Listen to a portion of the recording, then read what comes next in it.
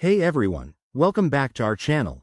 Today, we're diving into a super handy tech tip for 2025. How to delete files without sending them to the recycle bin.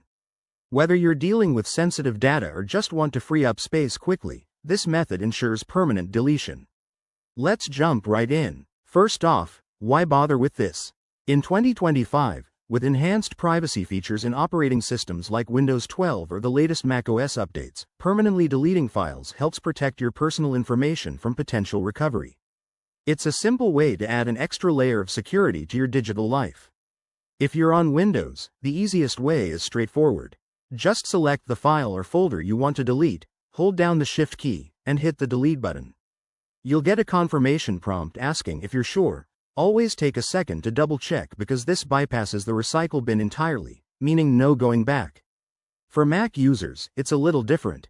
The standard command plus delete sends files to the trash, so to skip that, you can immediately empty the trash after deletion.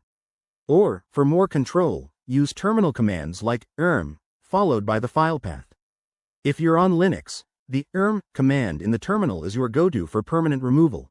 Just type filename and confirm. Now, a quick word of caution. This method is permanent, so accidents can lead to data loss. Always back up important files first. It's all about being safe while being efficient. There you have it, quick, easy, and effective ways to delete without the recycle bin in 2025. If you found this helpful, give it a thumbs up, subscribe for more tech tips, and drop a comment below if you have questions. Thanks for watching, and see you in the next video.